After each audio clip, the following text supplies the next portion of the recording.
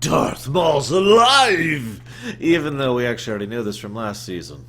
It's kind of the problem of delaying these arcs like this. It's not really a big shock, unless you forgot. Which is actually my biggest complaint about this episode, by the way. The first half, hell, maybe not half, but like the first third of this episode is just, you remember this? You remember Savage? You remember it's like, you know, Ventress is hanging out with the bounty hunter she just abandoned, which is already kind of weird. And she's like, oh, I thought I said something. And the narrator's like, remember these events. And then Talzin's like, yes, he's back, even though she's supposed to be dead too. And then Anakin's like, oh, I sense a presence. And it's just like, okay, guys, we get it, we get it, we get it. Get on with the episode, please. Yeah, so, also it's kind of pathetic that Savage is beating up random diners on some planet that Anakin was actually relevant on, but whatever, I'm not even going to get into that. Let's just skip straight ahead to the junk planet, shall we? So first thing I have to say about the junk planet is how interesting the idea is of a junk planet existing within an economical infrastructure of a multi-system organization, whether it be sector-wide or regional or, you know, galactic in this case.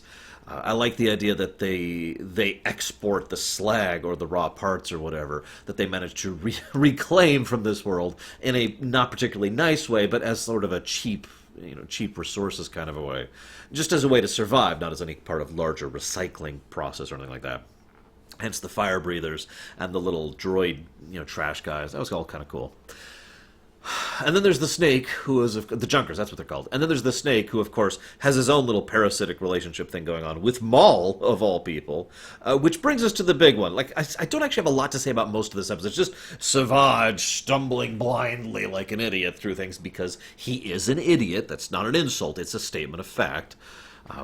And he finally gets down there and he finds Maul, and Maul is gone! Maul is completely insensate to the point of barely being sentient at this point. And I like that. The only thing I really have to talk about this episode is Maul himself, even though he has almost... He's the central point, but he has almost no screen time. Because, let's just get this out of the way, the fact that Maul survived is stupid. Let's just all accept that, let's all admit that, let's all embrace that. I have a lorium, which I do believe...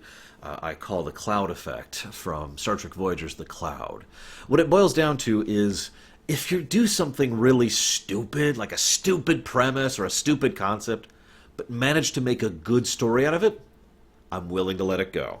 Even though it's dumb, I'm willing to let it go. And Maul, for me personally, is one of those things. I imagine we'll see a lot of comments in this video when this video finally goes live. I am, as ever, curious to hear your guys' thoughts on them bringing Maul back. Because... they brought him back because he was a popular character. And that's why they did it. But I personally feel that they did some good stuff with him. Not here, obviously. They'll do more stuff with him in the future. He's also in Rebels, spoilers. But I bring this up especially because I also like that they didn't make his survival easy. Like, if he'd gotten down there and Darth Maul's just like, yes, it is me, I am still alive and totally cool, that would have been cheap. No, instead Maul is, again, barely sentient, barely capable of communication, living off of scraps of food that's probably raw and uncooked in the most case, or just tossed into a fire by this snake thing that drags people down there. You know? I mean, this... And crawling around on these legs... I actually looked this up, by the way. I wasn't able to find specifics of where he got those legs. And he's been here for years and has degenerated over the years. He's basically feral. And all of that makes sense. In other words, it isn't cheap. It's just dumb. So he finally comes back. Yes! And I'm trying really hard not to sneeze right now. Hang on.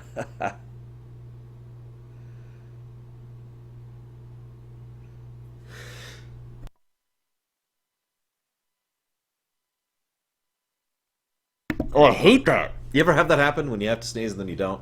Oh, anyways, long story short, what I really want is more information on this kind of junk world. I can't be the only person who looks at this junk world and thinks, oh, I want to know more about that. Anyways, I'm going to chop this off. We'll talk more about Maul next time.